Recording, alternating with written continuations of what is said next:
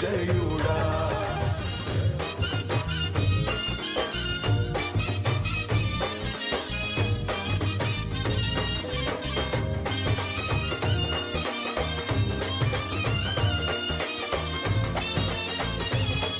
సర్వాధికారియు నిరంతర స్తోత్రార్హుడు యేసుక్రీస్తు ప్రభు వారి ప్రశస్త నామంలో ఉదయకాలపు వర్తమానాల కొరకు ఎదురు చూస్తున్న మీ అందరికీ ఎమాన్యుయల్ మినిస్ట్రీస్ తరపున మా శుభాభివందనాలు తెలియచేస్తూ ఉన్నాను.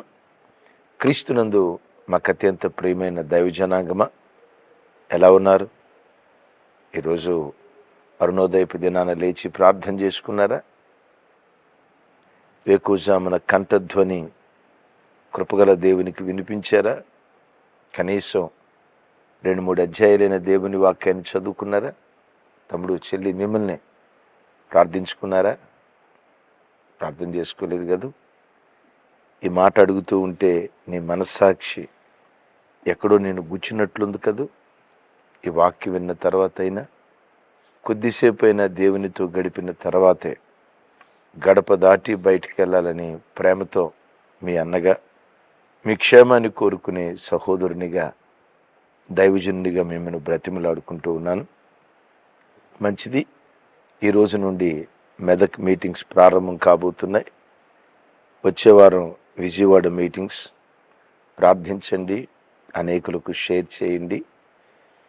ఆ సభలకు మంచి వాతావరణం కృపగల దేవుడు అనుగ్రహించున్నట్లు వేలాది కొలది ప్రజల స్థలానికి కూడి వచ్చి దేవుని వాక్యం విని వారి ఆత్మీయ జీవితాన్ని కట్టుకున్నట్లుగా మీ అందరి ప్రార్థనలో జ్ఞాపకం చేసుకోండి. ప్రార్థిస్తున్న మీ అందరికీ మా నిండు కృతజ్ఞతలు. మంచిది. ఈ ఉదయకాల సమయమందు ఓ ప్రత్యేకమైన అంశం, నోరు జాగ్రత్త, నోటి మాట జాగ్రత్త. ఎందుకు నోటి మాట జాగ్రత్తగా ఉంచుకోవాలి? నోటి మాట మానవ జీవితం మీద ఎంత ప్రభావితం చూపిస్తుంది? ఆ నోటి మాటను స్వాధీనం చేసుకోవాలంటే ఏం చేస్తే మనం నోటి మాటను మనం స్వాధీనం చేసుకోగలం? దివ్యమైనటువంటి మాట. మనుషుడు ఉదయం లేచింది మొదలుకొని రాత్రి పండుకునే వరకు సగటున 7,000 నుండి 20,000 మాటలు మాట్లాడతారట, అప్రాక్సిమేట్గా ఆన్ అన్ యావరేజ్. మాట. పురుషులు ఎక్కువ మాట్లాడతారా, స్త్రీలు ఎక్కువ మాట్లాడతారా? కింద కామెంట్ బాక్స్లో రాయండి. మాట్లాడే పరంపరలో స్త్రీలు ఎక్కువ మాట్లాడతారా, పురుషులు ఎక్కువ మాట్లాడతారా? విశ్లేషణ కింద కామెంట్ బాక్స్ రాయండి. ఇప్పుడు నేను చెప్తా. ఇదేం పెద్ద మర్మయుక్తమైన ప్రశ్న ఏం కాదు. ఆల్రెడీ మీరు సమాధానాలు రాసే ఉంటారు. స్త్రీయే ఎక్కువ మాట్లాడిద్దట.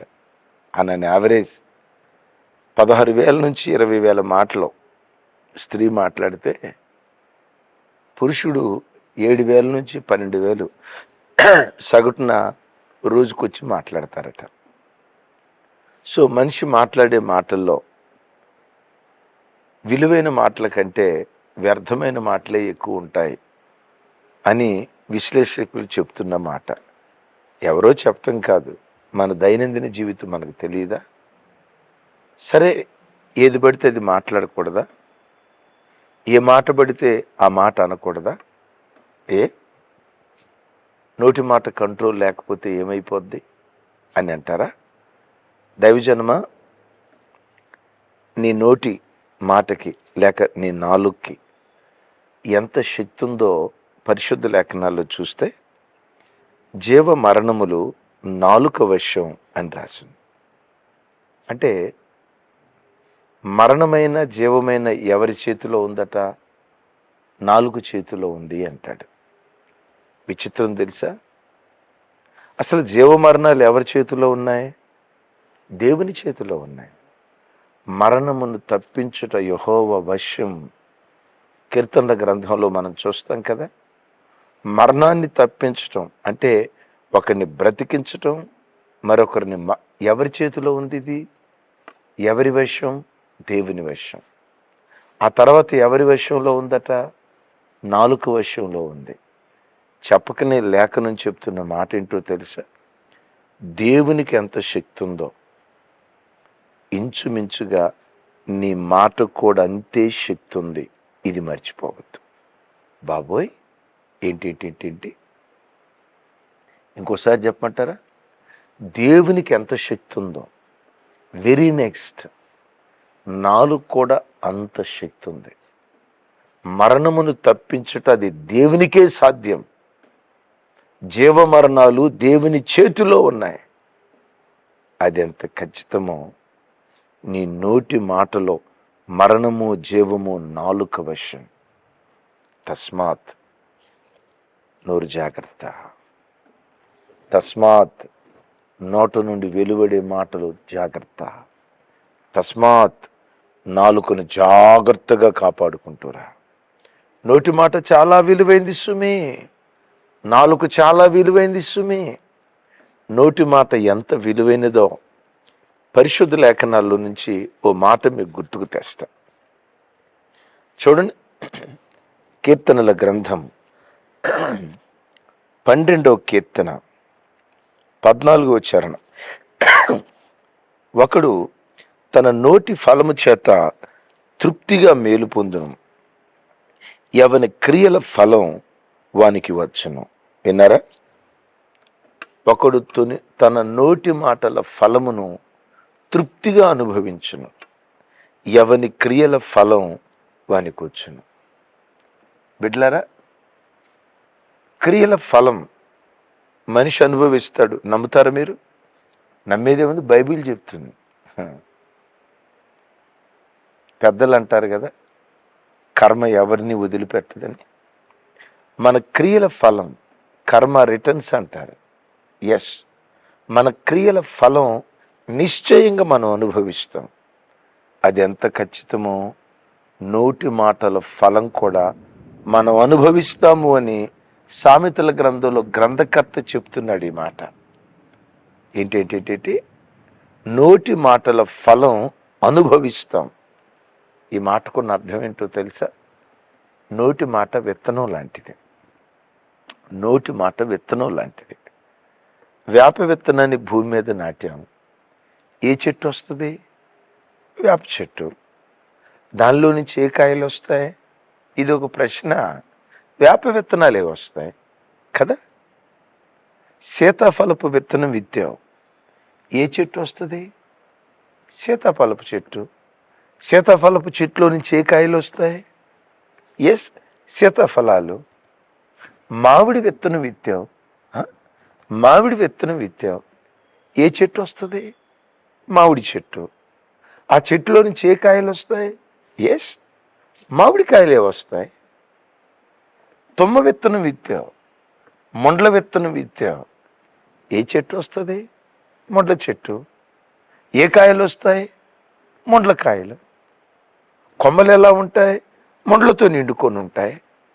అంటే భూమిలో ఏది విత్తుతావో అదే చెట్టు అవుతుంది, అదే ఫలాలు మనం అనుభవిస్తాం. తమ్ముడు, చెల్లి, నీ నోటి మాట విత్తనం లాంటిది.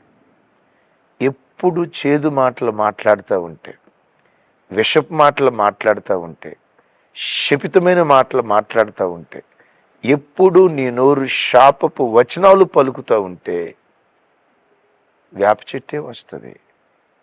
వేప ఫలాలే నువ్వు అనుభవిస్తావు. ఎప్పుడు నోట నుంచి మాధుర్యతనిచ్చే మామిడి ఫలాల విత్తనాన్ని విత్తావు, మామిడి ఫలాలు కోసుకుంటావు.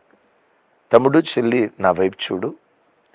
ఇంట్లో పదే నీ నోటితో పలికే మాటలు శాపపు మాటలా, ఆశీర్వాదపు మాటలా?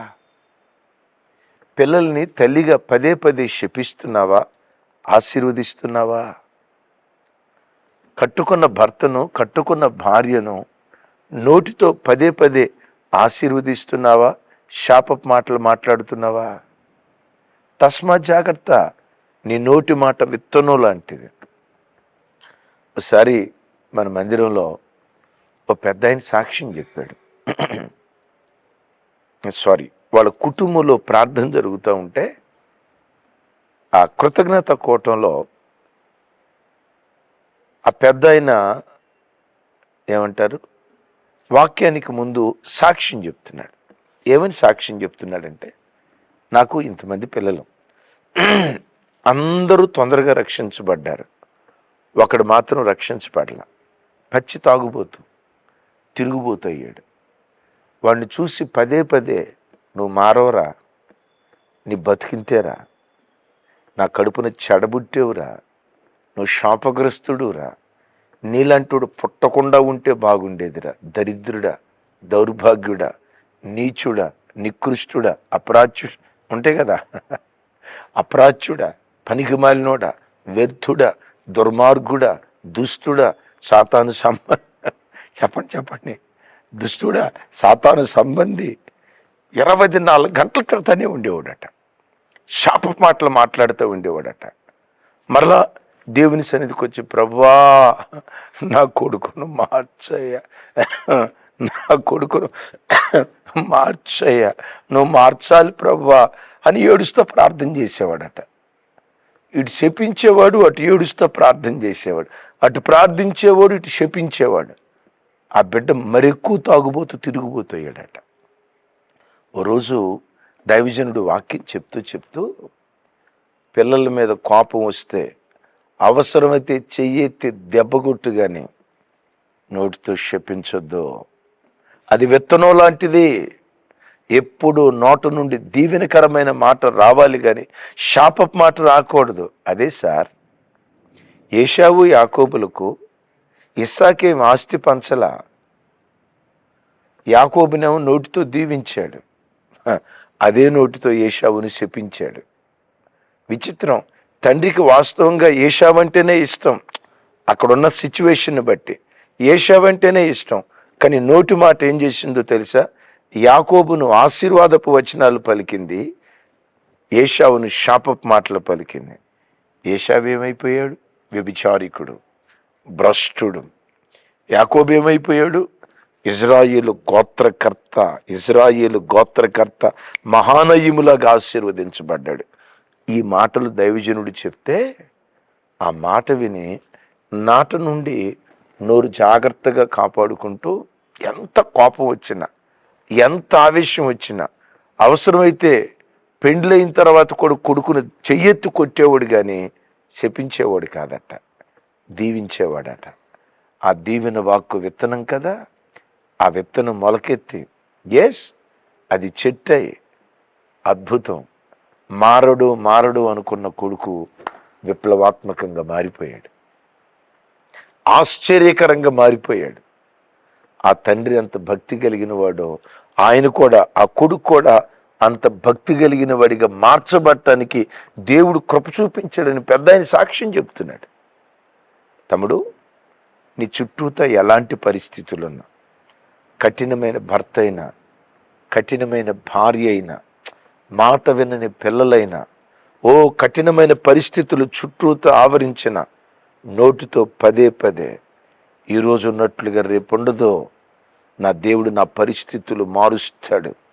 ఈ గయ్యాలి భార్య రేపు సాత్వికురాలు అవుతుంది, ఈ అవిధేయులైన పిల్లలు రేపు విధేయులుగా మార్చబడతారు. చాచే నా చెయ్యి ఒకరోజు వస్తుంది, ఇచ్చే చెయ్యిగా నా దేవుడు ప్రతిష్ఠిస్తాడు. పదే పదే నోటితో ఈ మాటను విత్తనం, ఆ ఫలాలు కోసుకుంటాం. జీవమరణములు నాలుక వశం. బిడ్లరా, నోటి మాట రెండు సిచ్యువేషన్స్ లేఖనాల్లో నుంచి చెప్తాను, ఎందుకు నోరు జాగ్రత్తగా ఉండాలి, నోటి మాటను ఎందుకు జాగ్రత్త పరుచుకోవాలి. బైబిల్లో 2 సన్నివేశాలు. ఒకటి, నోటి మాటను బట్టి బ్రతుకున్న వాళ్ళు చచ్చిపోయారు, అదే నోటి మాటను బట్టి చచ్చినోళ్ళు బ్రతికారు. ఏంటి ఇంకోసారి చెప్పండి అన్న అంటారా? రివైండ్ చేసుకొని వినొచ్చు, అయినా నేను చెప్తాను మీకు. ఏంటో తెలుసా? నోటి మాట బ్రతుకున్న వాళ్ళని చంపింది, అదే నోటి మాట చచ్చిన వాళ్ళని బ్రతికించింది. ఎక్కడో చెప్పంటారా? రాహేలు విగ్రహాలను దొంగిలించింది. ఆ విగ్రహాలను దొంగిలించి యాకోబు పద్దనరాముకు అదే తండ్రి ఇంటికి బయలుదేరి వచ్చేటప్పుడు తన భర్తతో పాటు ఆ విగ్రహాలను తీసుకొని వచ్చింది. చూడండి అన్నమాట. ఆదికాండం 31వ అధ్యాయం 31వ అధ్యాయం 30వ వచనం నుంచి నేను చదువుతాను. నీ తండ్రి ఇంటి మీద బహువాంఛ గలవాడవై వెళ్ళగోరిన యెడల వెళ్ళుము, నా దేవతలను నువ్వు దొంగిలించనేలా అనగా, అదే రాహేలు విగ్రహాలు దొంగిలించింది. అది యాకోబుకు తెలియదు. దొంగిలించారన్న సంగతి లాబాను తెలుసుకొని యాకోబుతో అంటాడు, నీ తండ్రి ఇంటికి వెళ్ళాలనే వాంఛ నీకుంటే వెళ్ళు, నా విగ్రహాలను ఎందుకు దొంగిలించావు, నా విగ్రహాలను ఎందుకు దొంగిలించావు అని అంటే, రాహేలు విగ్రహాలు దొంగిలించిందన్న సంగతి యాకోబుకు తెలియక ఏం మాట్లాడుతున్నారు చూడండి. 31వ వచనం. యాకోబు, నీవు బలవంతముగా నా యొద్ద నుండి నీ కుమార్తెలను తీసుకుపోదువేమో అనుకుని భయపడి తిని, ఎవని యొద్ద నీ దేవతలు కనబడునో వారు బ్రతకకూడదు. నీవు నా ఎదుటనున్న వాటిని మన బంధువుల ఎదుట వెతికి నీవు దాన్ని తీసుకొనుమని లాబానుతో చెప్పాను. రాహేలు వాటిని దొంగిలించినని యాకోబునకు తెలియలేదు. ఏమంటాడు? ఎవరి యొద్ద నీ దేవతలు కనపడతాయో వారు బ్రతకకూడదు అంటే ఏమన్నాడు? వాళ్ళు చావాలి. నేనంట భక్తుడైన యాకోబును తప్పుబట్టి అంత గొప్పవాళ్ళం కాదు, కానీ ఓ మాట అంట, అయ్యా ఎవరి యొద్ద దొరికాయో నువ్వు తీసుకొని వెళ్ళిపోవచ్చయ్యా, వాళ్ళ తరపు నేను క్షమాపణ అడుగుతా. నాకైతే తెలియదయ్యా, నేనైతే దొంగిలించలా. ఒకవేళ నీ మనవుల్లో ఎవరైనా, నీ కుమార్తెల్లో ఎవరైనా, నీవిచ్చిన దాసీల్లో ఎవరైనా తీశారేమో తెలియదయ్యా, నన్ను క్షమించు. ఒకవేళ ఉంటే తీసుకొని వెళ్ళిపో, మావయ్య నీకు అడ్డే ఉంది తీసుకొని వెళ్ళిపో అని మాట్లాడితే ఎంత బాగుండేది. ఏమంటాడు? ఎవని యొద్దైనా అది దొరికితే వాడు బ్రతకూడదు, చావాలి అంటాడు. ఏ మాట మాట్లాడాడు? చావును గూర్చిన మాట మాట్లాడాడు. ఏం జరిగిందో తెలుసా?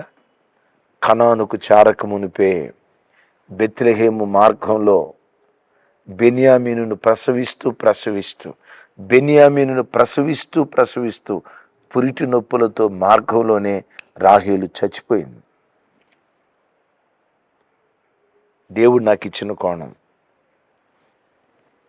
యాకోబా, రాహేలమ్మ వయసు చిన్నది కదయ్యా, ఎట్లా చచ్చిపోయింది? యాకోబా, రాహేలమ్మకి ఇదే మొదటి కానుపు కాదు కదా. సహజంగా మొదటి కానుపు అయితే ఇట్స్ డేంజరస్. స్త్రీకి మొదటి కానుపు మరణంతో సమానం అంటారు. ఆల్రెడీ మొదటి కానుపులో యోసేపు పుట్టాడు, సుఖప్రసవం జరిగింది. అప్పుడేమి సిజేరియన్ జరిగిందా? ఆపరేషన్ జరిగిందా? సుఖప్రసవం. మొదటి కానుపే సుఖప్రసవం జరిగితే రెండవ కానుపు ఇంకెంత సుఖప్రసవం అయి ఉండాలి. కానీ ఏం జరిగింది? రెండవ కానుపులో చనిపోయిందండి. యాకోబా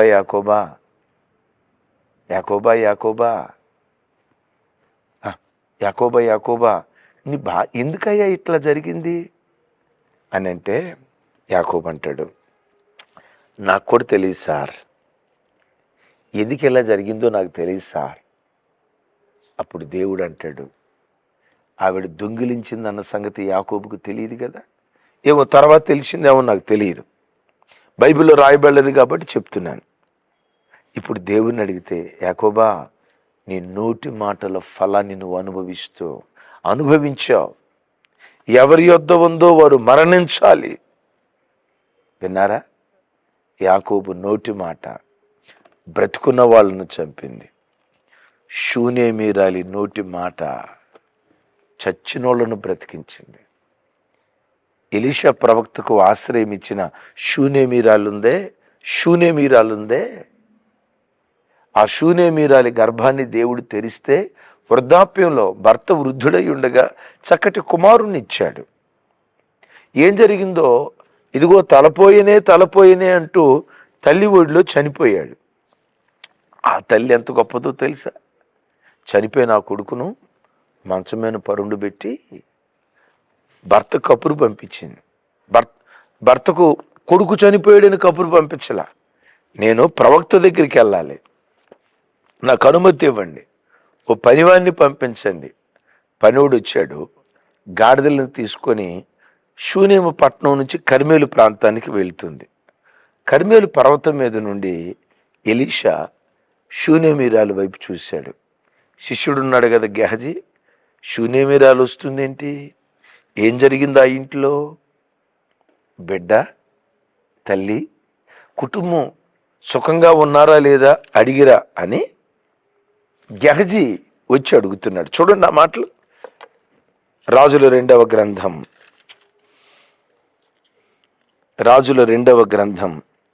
4వ అధ్యాయం 26వ వచనం.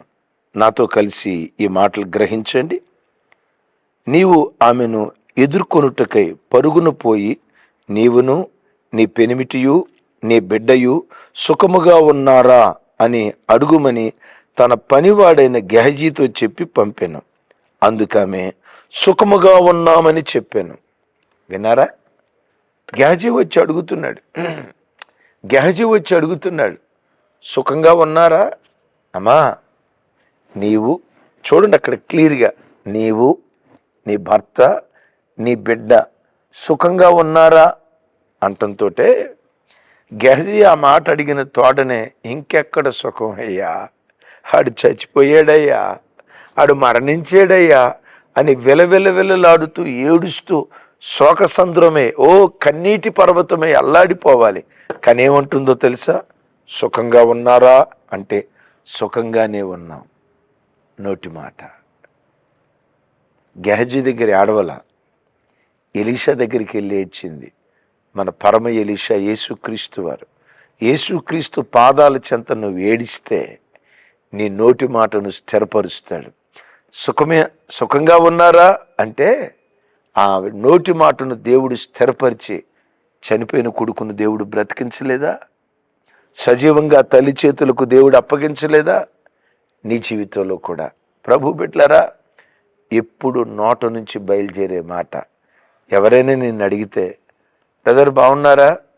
దేవుని మహాకృపను బట్టి బాగున్నామండి. బాగున్నారా? చాలా బాగున్నామండి. ఈ మాట రావాలి. అట్ట కాకుండా, అమ్మా ఎట్టున్నారా తల్లి? ఏం బాగన్నా, బాగానే ఉన్నాం కానీ బాధలు తప్పలేదన్నా. చూసారా? అమ్మా ఎట్టున్నారు?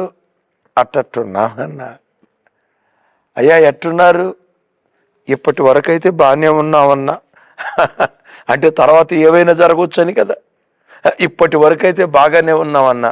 నో, నిన్నెవ్వరు అడిగినా సుఖంగా ఉన్నారా? దేవుని మహా గొప్ప కృపను బట్టి సుఖంగా ఉన్నాం అని నోటితో పదే ఉచ్చరిస్తూ ఉండు. మిమ్మల్ని అడుగుతా, చెల్లి, తమ్ముడా, ఇంట్లో అందరూ బాగున్నారా? మీరు కూడా బాగానే ఉన్నాం కానీ బాధలు తప్పలేదయ్యా అని అంటారా? నో. ఈ వాక్యం విన్న తర్వాత దేవుని మహా గొప్ప కృపను బట్టి చాలా చాలా చాలా బాగున్నాం. మరలా అడుగుతా, బాగున్నారా చెల్లి? మిమ్మల్ని ఏం బాగన్నా, మా బాధలు మీకేం తెలుసు, ఈ డైలాగ్ వద్దు, ఈ మాట వద్దు. వాక్యం విన్నాం కదా, నీ నోటి మాట విత్తనం లాంటిది. మోరియా పర్వతం మీదకి వెళ్ళేటప్పుడు అబ్రహాం అంటాడు, మీరు ఇక్కడే ఉండండి, నేను నా కుమారుడు మోరియా పర్వతం మీదకి వెళ్ళి బలిపీఠం కట్టి యెహోవాకు మొక్కి తిరిగి వచ్చేదము అంటున్నాడు. ఇస్సాకు అబ్రహాము వెళ్ళేటప్పుడు అబ్రహాము ఇస్సాకును బలిచ్చిన తర్వాత మిగిలేది ఒక్కడు కదా, తిరిగి వచ్చేదను అనాలి. వచ్చేదము అంటున్నాడు. ఎందుకో చెప్పమంటారా? నోటి మాట విత్తనం అన్న సంగతి అబ్రహాముకు తెలుసు. విన్నారా? నోటి మాట విత్తనం అన్న సంగతి అబ్రహాముకు తెలుసు. సౌలు చేత తరమబడుతున్న దినాల్లో, అవును, తండ్రి అందరినీ మిలిటరీలో జాయిన్ చేసి, ఒరే మిలిటరీలో జాయిన్ అయ్యి ఉద్యోగం చేసి అంత లేదులేరా నీకో, నువ్వు గొర్రెలు కాసుకోరా అని తండ్రి గొర్రెలు అప్పగించి అడవులు పాలై అడవుల్లో గొర్రెలు కాసుకుంటూ ఉన్నప్పుడు, సౌలు చేత తరమబడుతూ ఉన్నప్పుడు దావీదు పాడిన పాట ఏంటో తెలుసా? నా బ్రతుకు దినములన్నిట కృపాక్షేమాలే నా వెంట వస్తాయి. ఊరుకో, నీ మాటలు తప్పితే కృపాక్షేమాల? నీ వెంట నిన్ను వెంటాడుతుంది దరిద్రమయ్యా, మరణదోత వెంటాడుతుందయ్యా, శాపం వెంటాడుతుందయ్యా, తిరస్కారం వెంటాడుతుందయ్యా, అవమానం వెంటాడుతుందయ్యా. క్షేమం కాదు, క్షామం వెంటాడుతుంది. నువ్వు పాడే పాట ఏంటి, నీ జీవితం ఏంటి అని దావీదుని అడిగితే దావీదు అంటాడు, నా నోటి మాట విత్తనం లాంటిది. ఈరోజు క్షామమే, రేపు క్షేమం. ఈరోజు నష్టమే, రేపు లాభం అన్నట్లుగా విత్తనం లాంటి మాటలు వాళ్ళు ప్రవచిస్తూ మాట్లాడారు. వారి మాటను దేవుడు స్థిరపరిచాడు. తమ్ముడు, నోరు జాగ్రత్త. చెల్లి, నోరు జాగ్రత్త. నా జీవితంలో నేను ఎవ్వరిని నా నోటితో శపించిన దాఖలాలు నాకు తెలిసి ఈ రోజు వరకు లేవు. నోటు నుంచి మాట బయలుదేరితే దీవెన మాటే రాణిస్తా, కానీ శాపపు మాట పొర్రపాటున నా నోట రానివ్వను. మీరు అనొచ్చు, అన్నయ్య మరి నా జీవితంలో నా నోటి మాట మీద నాకు స్వాధీనం ఉండాలంటే ఏం చేయాలో తెలుసా? పరిశుద్ధాత్మ కొమ్మరింపు నీలో జరిగితే, పరిశుద్ధాత్ముడు నిజంగా నీలోనికి దిగొచ్చి ఆత్మదేవుడు నీ లోపల పని చేయటం ప్రారంభిస్తే నోటి మాట మీద జయం నీకు దొరుకుతుంది. బైబిల్లో ఎక్కడుందన్నా? అదే మేడగది మీద పరిశుద్ధాత్మ కొరకు కనిపెట్టేటప్పుడు ఆత్మదేవుడు విభాగించబడిన నాలుకల వలె వచ్చారు. లేఖనాల్లో చూస్తాం కదా. పరిశుద్ధాత్మ కొమ్మరింపు జరిగితే ఆత్మదేవుడు నీ నాలుకని చీల్చేస్తాడు. రాదగిన మాటే నీ నోట రానిస్తాడు, రాకూడని మాట నోట నుంచి చీల్చేస్తాడు. అట్టి స్వాధీనంతో కూడుకున్న మాట నీ నోట పరిశుద్ధాత్మ ద్వారా దేవుడు అనుగ్రహించునుగాక. ఈ మాట వింటున్న తమ్ముడు, చెల్లి, నీ దేవునికి ఎంత శక్తి ఉందో నీ నాలుగు కూడా అంత శక్తి ఉంది. నీ నోటితో నిన్ను దీవించుకో. నీ నోటితో నీ పిల్లల్ని దీవించు. నీ నోటితో నీ భార్యను దీవించు. నీ నోటితో నీ పిల్లలను దీవించు. నీ నోటితో నీ భర్తను దీవించు. అత్తింటి వారిని దీవించు, తల్లింటి వారిని దీవించు. ఎక్కడ కనపడ్డా గాడ్ బ్లెస్ యూ. విజయవాడలో రేపు మీటింగ్స్ ఏర్పాటు చేయబోతున్నాం. ఒక అన్న నోటితో పదే ఏమంటాడు తెలుసా? గాడ్ బ్లెస్ యూ అంటాడు. చిన్నోళ్ళని లేదు, పెద్దోళ్ళని లేదు. చివరికి నాతో మాట్లాడేటప్పుడు కూడా ముగింపులో ఒక మాట అంటాడు, అన్న గాడ్ బ్లెస్ యూ అన్న. నన్ను కూడా దీవిస్తాడు. నాకు భలే సంతోషం అనిపించింది. అది ఎప్పుడు నోట దీవెన మాట నా దేవుడు ఉంచునుగాక. ప్రార్థన చేయమంటారా? నా చేతులెత్తి మిమ్మల్ని దీవిస్తూ ప్రార్థన చేస్తాను. సర్వశక్తి గల తండ్రి, ఈ వాక్యం విన్న ప్రతి బిడ్డ కొరకు స్తోత్రాలు. వారి పిల్లలు ఆశీర్వదించబడుదురుగాక. వారి పిల్లలు దీవించబడుదురుగాక. తల్లి వంశంలో, తండ్రి వంశంలో ఎవ్వరు దీవించబడనంతగా ఈ వాక్యం విన్న ప్రతి కుటుంబం దీవించబడునుగాక.